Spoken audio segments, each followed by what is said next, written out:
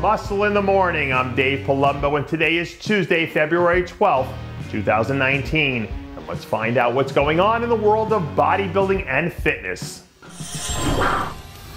New things are exciting. New places, new faces, new experiences. Those are the things that make life interesting. And I know plenty of people think that Johnthan Hambrick is ready to do some interesting things this year in classic physique. A few days ago, the Hambrick camp announced that he was officially starting his first prep of the season as the second-year pro links up with our own Kris Dim to get things moving in the right direction. At only 21 years old, Hambrick seems like he might be a fascinating case study for how smart coaching and training can turn someone into an elite athlete. But with so many killers in the classic physique division, it should be fun to see if he's ready to tackle some of these beasts head on. Unfortunately, one of the realities of being an athlete is that you end up getting bumps and bruises along the way that can derail your progress sometimes. But I guess if you've got genetics like Ryan Terry, all you're really doing is giving everyone else a chance to catch up. Over the weekend, word broke that the men's physique all-star was having a procedure to repair some damage done to the labrum of his hip, which will obviously put him on the shelf for the first part of the season. The vibe I got from the Terry camp was that this was a relatively minor procedure that they didn't seem to be overly concerned about. So hopefully everything goes according to plan so he can get back to doing what he loves sometime soon. Good luck, Ryan.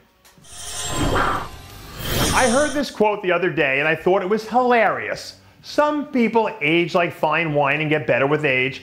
Other people age like fruit left out in the sun and they look as bad as they smell. And I think at this point in his career, it's pretty safe to say that our old buddy, John Meadows, is sort of like the fine wine of the bodybuilding world. Recently, the conductor of the grain train was spotted cranking out a few sets of Mountain Dog-style hamstring action and looking every bit as intense as he ever has in the process.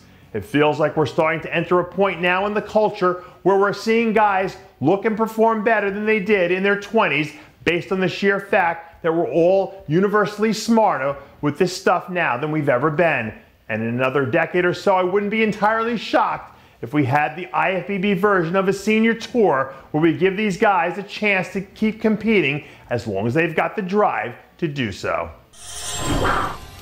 Taking a decade off from competing is one thing, but taking a decade off and doing everything that Kris Dim has done in between is an entirely different animal. With only a few weeks left until he hits a bodybuilding stage for the first time since the 2009 season, all of a sudden it feels like we're starting to see shades of the old Kris Dim again. Usually the wheelchair event at the Arnold draws a big crowd because it's a pretty cool thing to experience in its own right. But the Dim factor in this year's show definitely adds a little kick to it. And no matter how this whole thing ends up playing out, I think it'll be really cool to see him back up there giving those guys one hell of a time. One of the guys who works for me here in the office has a son who wrestles, and he's always telling me to watch out for the kids in the white shoes because those kids are usually beasts in the gym. And I don't know if it's a white shoe thing or what, but Shawn Rhoden definitely has the whole beast thing down pat right now. A clip of the champ destroying an impossibly heavy set of leg press has been floating around lately, and I couldn't help but notice the power boost he got from those sharp-looking white kicks he was wearing in the video.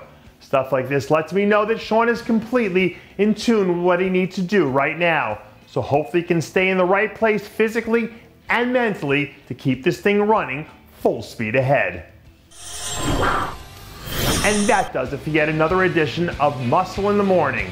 I'm Dave Palumbo, reminding you to always be true to your passions and make sure to follow us on Facebook, Twitter, and Instagram.